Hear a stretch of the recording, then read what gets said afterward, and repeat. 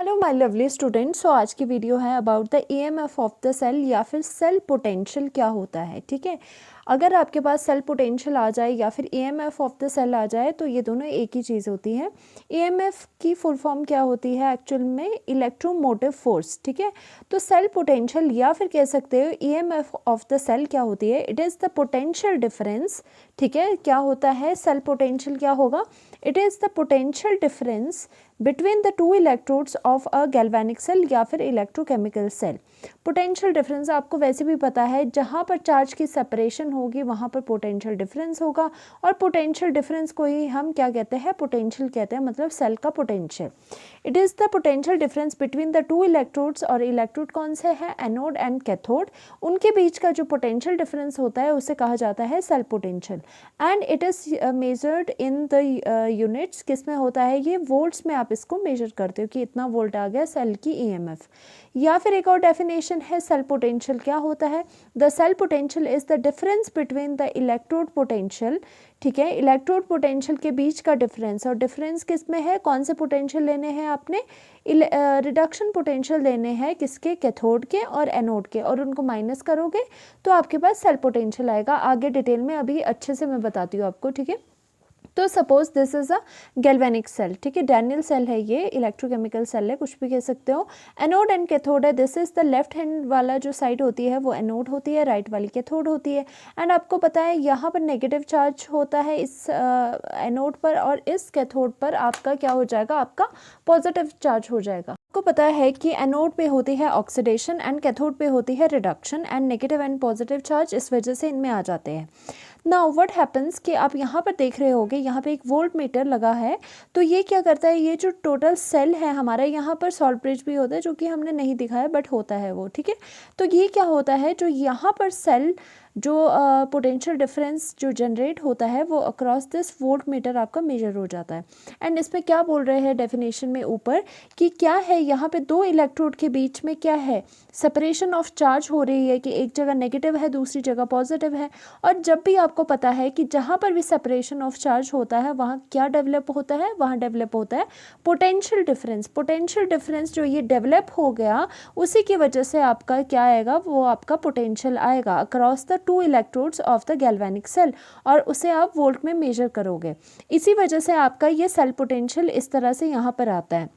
Okay, अब यहाँ पर ये हमारे पास फॉर्मूला आता है E cell is equal to E oxidation potential at the anode plus E reduction potential at the cathode. क्योंकि पहले ये ई सेल ईएमएफ किस तरह से निकलेगी कि आपका यहाँ पे एनोड है और एनोड पे क्या हो रही है? ऑक्सीडेशन। तो आपने ऑक्सीडेशन पोटेंशियल लिखा एनोड का, प्लस क्योंकि आपको टोटल पोटेंशियल प्लस करना है तो आपको क्या आ गया? यहाँ पर जब कैथोड की बारी आई आपकी, तो कैथोड में आपने क्या करा कि रिडक्शन पोटेंशियल, क्योंकि कैथोड पे क्या होता है? कैथोड पे होती है रिडक्शन, तो इन्होंने ले लिया कैथोड का रिडक्शन पोटेंशियल। तो इनिशियल की जो मैं बात करूँ, बेसिकली ये वाला फॉर्मूला हम ज़्यादातर यूज़ नहीं करते न्यूमेरिकल में, पर जब इनिशियल हमारी कैलकुलेशन हुई इस सेल के लिए तो सबसे पहले यहाँ से शुरुआत हुई।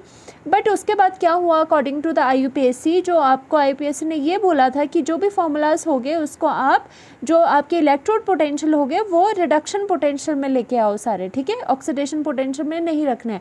तो हमने ये सोचा कि ऑक्सीडेशन पोटेंशियल को अब चेंज कैसे किया जाए रिडक्शन पोटेंशियल में।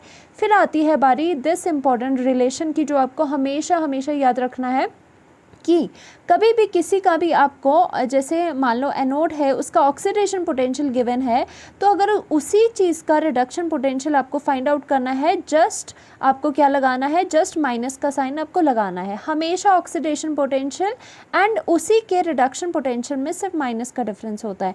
और ये है कि एनोड का पूछे तो एनोड का ही आपका माइनस में आएगा। ठीक है, तो आपने क्या करा कि ऑक्सीडेशन पोटेंशियल को आपको रिडक्शन पोटेंशियल में चेंज करना था, तो इसकी जगह आप ये वाली चीज़ लिख लो कि माइनस ऑफ ई ऑफ मतलब जो आपका पोटेंशियल है इलेक्ट्रोड पोटेंशियल किसका आएगा? रिडक्शन पोटेंशियल ऑफ एनोड, क्योंकि आपने चेंज कर दिया ऑक्सीडेशन पोटेंशियल को रिडक्शन में, तो यहाँ पे जस्ट माइनस का फ़र्क आया। तो अब इसको रीअरेंज करेंगे तो जो हमारे पास नेट फॉर्मूला आता है E cathode E cathode minus E anode, E cathode minus E anode. और समटाइम्स ये क्या होता है, लिखा भी नहीं होता है, क्योंकि अकॉर्डिंग टू द IUPAC आपको पता था इलेक्ट्रोड पोटेंशियल की जहाँ पे भी बात हो रही है उन्होंने कहा था कि हम समझ जाएंगे कि वहाँ पे रिडक्शन पोटेंशियल गिवन है, पर फिर भी आपको ये दिमाग में होना चाहिए कि यहाँ पे जो ई कैथोड है इसका मतलब है यहाँ पे उसका रिडक्शन पोटेंशियल्स लिए है, नॉट ऑक्सीडेशन पोटेंशियल। हमेशा नटशेल में ये याद रखो कि reduction potential are more important than the oxidation potential. आपको हर फॉर्मूला में जो है आपको रिडक्शन पोटेंशियल देखने को मिलेंगे। ओके ये फॉर्मूला भी इक्वली राइट है, बट ज़्यादातर हम ये यूज़ करते हैं बिकॉज ये रिडक्शन पोटेंशियल में हम इनको यूज़ करते हैं। तो फर्स्ट ये वाला इंपॉर्टेंट हो गया आपका, दूसरा आपके पास ये इंपॉर्टेंट हो गया। These are very very important. अब क्या होगा, इसको और किस तरह से लिख सकते हो, समटाइम्स ये बुक्स में आपको इस तरह से भी गिवन होता है, E cell is equal to, ठीक है, E cell is equal to E right, क्योंकि आपका देखो जो कैथोड है वो राइट में होता है और एनोड आपका लेफ्ट में होता है, इसीलिए कैथोड को राइट लिख लिया, माइनस एनोड को आपने क्या लिख लिया, एनोड को लिख लिया ई लेफ्ट। ओके और ये अंडरस्टूड है कि ये आपके रिडक्शन पोटेंशियल में गिवन हो गए। अगर नहीं भी लिखा हुआ तो अंडरस्टूड हो जाएगा कि ये रिडक्शन पोटेंशियल में ही फॉर्मूलाज है, these are in the reduction potential. तो इस तरह से लेफ्ट एंड राइट का भी हो सकता है। मेन तो आप यही याद रखो, ई कैथोड माइनस ई एनोड और गिवन रिडक्शन पोटेंशियल। तो ये तो बात हुई आपकी ई सेल के बारे में, ठीक है। ये वाले दो रिलेशन आपके बहुत ज़्यादा इंपॉर्टेंट अभी तक हमारे निकल के आगे फॉर्मूला। अब बात आती है about the standard EMF of the cell. अभी तक तो हम ये बात कर रहे थे कि स्टैंडर्ड नहीं थी, स्टैंडर्ड हमने लिखनी है क्योंकि आपके पास फॉर्मूला स्टैंडर्ड में ही आपके ज़्यादा क्वेश्चन आता है। स्टैंडर्ड EMF, ठीक है, standard EMF of the cell, standard EMF of the cell मतलब क्या हुआ, स्टैंडर्ड का मतलब क्या है। सबसे पहले तो स्टैंडर्ड का मतलब होता है कि टेम्परेचर आपका क्या होगा, उसमें टेम्परेचर इज़ 25 डिग्री सेल्सियस, ठीक है, 25 डिग्री सेल्सियस टेम्परेचर होगा, या फिर 298 केल्विन भी आप लिख सकते हो, ठीक है। ये टेम्परेचर होना चाहिए और आपका प्रेशर क्या हो जाएगा, प्रेशर इज़ इक्वल टू 1 बार, और 1 बार होगा प्रेशर, या फिर उसको क्या लिख सकते हैं 1 ATM भी प्रेशर होगा, ठीक है। ये वाला प्रेशर हो, प्रेशर एंड टेम्परेचर की कंडीशंस है। और दूसरी तरफ जो भी आयन सॉल्यूशन में आपके पास सेल में प्रेजेंट है, कॉन्सेंट्रेशन की वैल्यू 1 मोलर होगी आपकी। ये तीनों कंडीशंस अगर आपकी है कि टेम्परेचर इतना है, प्रेशर इतना रख दिया और कॉन्सेंट्रेशन सभी आयंस की इन द सेल आपने 1 मोलर कर दी, तो आपको जो EMF निकलेगी, पोटेंशियल निकलेगा सेल का, वो आपका स्टैंडर्ड होगा।